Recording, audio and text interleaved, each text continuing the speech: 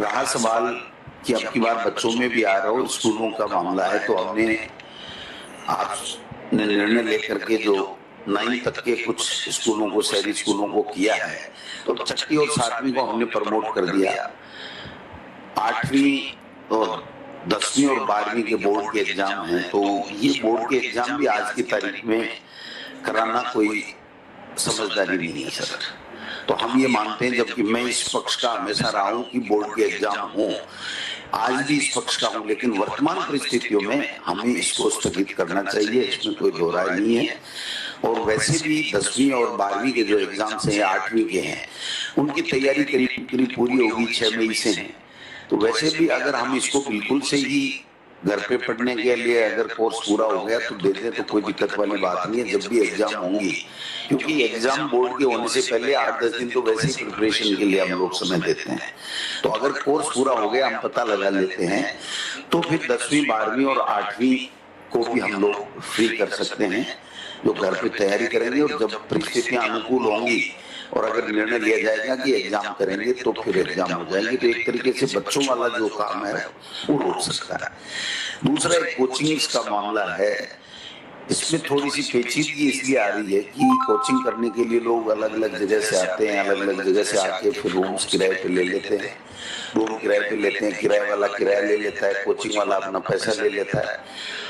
अब उसको कैसे रोकेंगे, ये मेरे भी थोड़ा समझ में कम आ रहा है, क्योंकि अगर उनको वापस भेज देंगे तो उनका किराया भी लग गया, उनकी फीस भी लग गई, और फिर वो दोबारा जब आएंगे तो दोबारा उनकी वही बात होगी। और अगर पालना भी हम कठोरता से नहीं कराएंगे तो फिर ये कोविड वहां भी फैल सकता है। तो शादियों के लिए अब सख्ताई करने की आवश्यकता है मेरे विचार में। और स्कूल्स के लिए तो मैंने मोटा मोटी निवेदन कर दिया कि आपके ऊपर निर्णय है कि अब हम इस दिशा में बंद करने की दिशा में और एग्जाम स्थगित करने की दिशा में हम लोग जा सकते हैं। और चुनाव में अब 2 दिन का मामला, उसके बाद में कोई चुनाव है नहीं, और चुनाव राज्य निर्वाचन आयोग को हमको कहना चाहिए कि भाई अभी नहीं कराए तो हम कुल मिला के, क्योंकि व्यवस्थाएं हमारी बनी हुई हैं, अधिकारी और प्रशासनिक तंत्र पूरी तरीके से मुस्तैद है।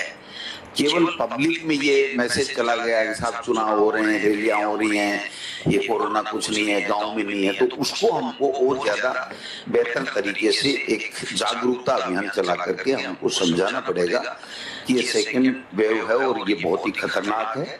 तो मैं समझता हूँ इसको हम काबू पाएंगे। और आपकी माननीय मुख्यमंत्री जी जो गंभीरता है, मैं समझता हूँ यही हमारे स्टेट को बचाए हुए है।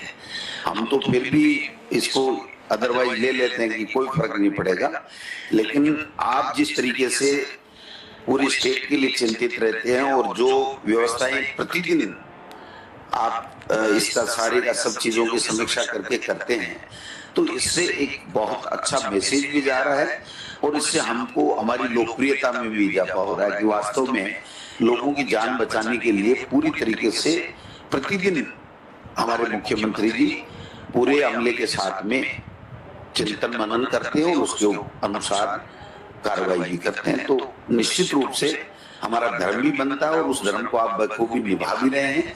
तो इसमें जो भी निर्णय लें कोई दिक्कत वाली बात नहीं, क्योंकि डॉक्टर्स की राय जानने के बाद में और जो प्रेजेंट में डाटा देखने के बाद में हम लोगों के पास भी केवल और केवल एक ही उपाय है कि हम लोगों को समझाएं और अपने आप को भी डालें, लोगों को भी समझाएं।